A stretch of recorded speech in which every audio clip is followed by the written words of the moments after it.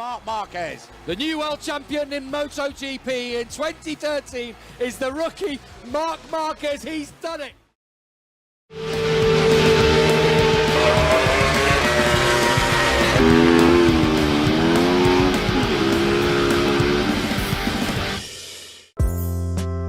Apa yang terjadi dengan Honda di MotoGP beberapa tahun terakhir? Honda adalah tim paling sukses dalam sejarah balap kelas utama dengan 25 kejuaraan dan lebih dari 300 kemenangan sepanjang tahun. Namun saat ini semua berubah total. Honda hampir tidak bisa mencetak poin dan mereka selalu tampak berada di bagian belakang grid. Apa yang salah? Sebagian besar alasannya adalah pria ini, yaitu Marc Marquez. Marquez bisa dibilang adalah aset paling berharga Honda yang sayangnya jika tidak ada keseimbangan antara kedua belah pihak, maka kemitraan ini akan berakhir sangat buruk. Marquez dan Honda adalah pasangan yang benar-benar sempurna, mirip seperti Michael Schumacher dan Ferrari, atau Lewis Hamilton dan Mercedes. Mereka semua tak terkalahkan dan seolah-olah diciptakan untuk satu sama lain. Jadi, Honda meraih kemenangan pertamanya di kelas 125cc Grand Prix pada tahun 1961 di Grand Prix Spanyol. Tom Phillips mengambil kemenangan pertama Honda, dan pembalap Australia itu juga memenangkan kejuaraan 125cc pada tahun yang sama. Selain itu, Mike Hailwood juga meraih kejuaraan 250cc untuk Honda pada tahun yang sama. Dan dalam beberapa tahun berikutnya, Honda mendominasi di setiap kelas Grand Prix kecuali kelas utama yang pada saat itu menggunakan mesin 500cc. Honda tidak masuk kelas utama hingga tahun 1966. Sayangnya, semua berakhir ketika Jim Raymond yang telah memenangkan dua balapan pertama musim tersebut mengalami kecelakaan di Belgia dan mengalami cedera patah pergelangan tangan. Setelah itu, pada akhir musim 1966, Honda memutuskan untuk mundur dan fokus menjual sepeda motor jalanan aja, dan mereka tidak kembali ke kelas utama hingga tahun 1977 dengan NR500. Kemudian pada akhir tahun 70-an, mesin 2 tak adalah norma. Mesin 4 tak telah dihapuskan dari balap motor karena mesin 4 tak tidak sebaik itu. Namun Honda ingin mencoba sesuatu yang lain dan ingin membuktikan kelasnya, yang mana Honda memutuskan untuk masuk dengan mesin 4 tak. Dan sayangnya hasilnya sangat buruk. Yang pada akhirnya motor tersebut ditarik dari balapan pada tahun 1981 dan mereka kembali ke pabrik untuk melakukan sebuah riset lagi dan datang kembali dengan NS500 yang bermesin 2 tak. Dan tidak butuh waktu lama bagi motor ini untuk membuktikan kemampuannya. Dan pada tahun 1983, Freddie Spencer meraih kejuaraan 500cc pertama untuk Honda. NS500 menunjukkan apa yang dilakukan Honda berjalan dengan baik, dan pada tahun 1984, NSR 500 memulai debutnya. Betapa luar biasanya motor tersebut. Dari tahun 1984 hingga 2002, motor ini meraih 11 kejuaraan pembalap dan 14 gelar konstruktor. Ini adalah salah satu periode dominasi yang paling diingat, dan Mick Doohan adalah orang yang meraih kejuaraan berturut-turut dari tahun 1994 hingga 98. Kemudian setelah pergantian abad, Honda meraih dua kejuaraan lagi dengan Valentino Rossi yang mengendarai RC211V baru pada tahun 2002 dan 2003. Itu adalah momen yang mengesankan. Tetapi yang lebih mengesankan adalah bahwa pada kedua musim tersebut, 5 dari 10 motor teratas dalam klasemen kejuaraan adalah Honda. Dengan demikian, beberapa kejuaraan lagi diraih Honda dalam beberapa tahun berikutnya melalui Nicky Hayden dan Casey Stoner. Tetapi setelah Stoner pensiun pada akhir musim 2012, sebuah kursi tersedia dan diberikan kepada Marc Marquez.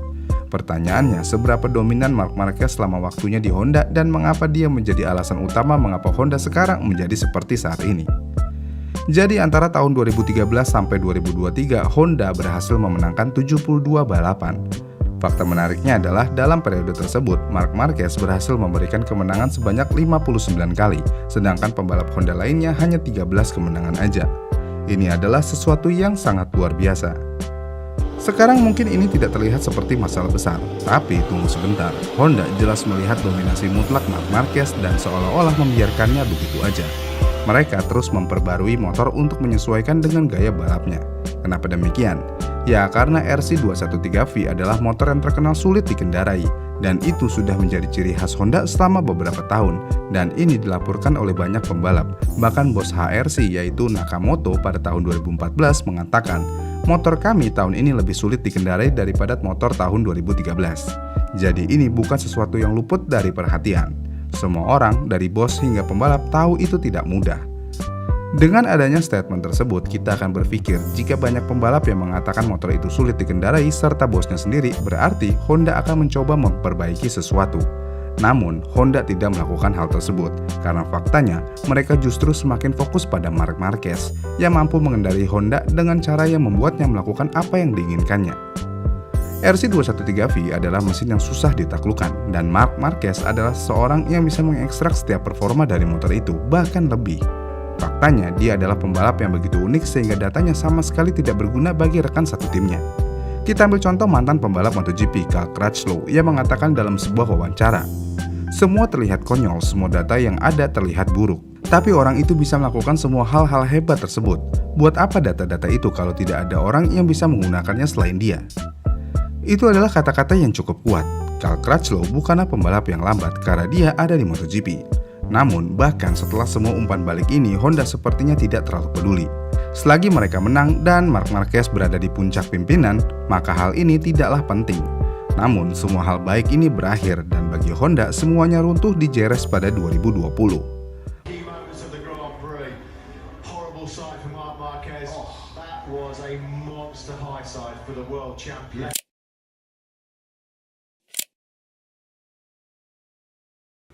Tahun 2020 adalah tahun yang aneh, seperti yang kita semua tahu. Balapan pertama musim MotoGP 2020 diadakan di Jerez.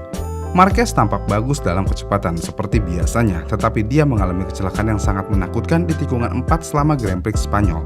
Dan kecelakaan itu membuatnya keluar dari kompetisi yang oleh beberapa orang dianggap sebagai akhir karirnya. Marquez mengalami operasi tanpa henti, pengujian, dan usaha untuk kembali ke balapan yang akhirnya memaksa Marquez untuk mengambil waktu istirahat untuk pulih sepenuhnya. Pada titik ini, Honda seharusnya dihadapkan pada pilihan yang cukup mudah-mudah aja, karena mereka masih memiliki beberapa pembalap dalam tim. Tapi walaupun terlihat mudah, namun pembalap yang bisa mengendarai motor dalam bentuk saat ini mungkin tidak akan bisa kembali ke balapan penuh waktu lagi. Jadi saatnya bagi Honda untuk membuat beberapa perubahan dan memperbaiki motor agar lebih cocok bagi seluruh tim. Tapi Honda melakukan kebalikannya, dan beberapa sumber mengatakan bahwa perkembangan justru melambat saat Marquez absen. Honda sudah mencoba menunggu Marc kembali untuk memandu arah pengembangan motor. Masalahnya adalah saat Honda menunggu, setiap produsen lain terus bergerak maju, dan ini membawa kita ke poin berikutnya. Alasan utama lain mengapa Honda mungkin tidak akan pernah bisa berada di depan grid di MotoGP lagi, dan itu adalah sesuatu yang tertanam dalam budaya Honda itu sendiri. Jadi dalam MotoGP dan juga dalam seri balap prototipe lainnya, inovasi adalah kuncinya. Namun yang mungkin lebih penting adalah berinovasi dengan cepat. Honda sangat bagus pada tahun 80-an dan 90-an ketika mereka memiliki lebih banyak waktu untuk mengembangkan motor. Tetapi di zaman modern ini, pabrikan harus bergerak cepat dan yang lebih penting gagal dengan cepat. Jika sesuatu tidak berhasil, mereka harus mencoba sesuatu yang baru, tapi ini bukan cara Honda. Mari kita lihat Ducati, Aprilia, dan KTM misalnya. Mereka semua jauh di depan Honda. Lihatlah hasil balapan mereka sekarang. Secara teratur, Ducati menyelesaikan balapan lebih dari 30 detik di depan Honda dalam balapan selama 40 menit. Mereka semua berinovasi dengan cepat. Jika sesuatu tidak berhasil dan pembalap memberikan umpan balik, mereka membuat perubahan dan mencoba lagi. Kadang-kadang mereka membuat perubahan begitu cepat sehingga kita bisa melihat perubahan itu balapan demi balapan. Menjadi tim yang gesit dan cepat adalah kuncinya. Honda di sisi lain cenderung lamban. Mereka selalu mengadakan pertemuan yang banyak sehingga tak terhitung jumlahnya, dan komite mereka menghabiskan begitu banyak waktu dan energi. Honda menjadi jauh lebih lambat dibandingkan pabrikan lain dalam hal membuat perubahan.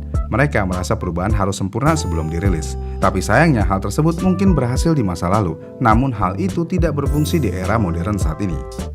Jadi bagaimana Honda bisa bangkit dari keterpurukan ini? Sepertinya Honda perlu melakukan sesuatu yang benar-benar berbeda jika ingin kembali ke performa puncak lagi. Mereka harus lepas dari pengaruh Marc Marquez, karena pengaruh Marc Marquez dinilai masih kuat dalam Honda sampai saat ini. Itulah yang terjadi dengan Honda saat ini, dari tim dominasi menjadi tim penghias grid. Bagaimana nih menurut kalian? Komen di kolom komentar di bawah ya, dan sampai jumpa di video selanjutnya.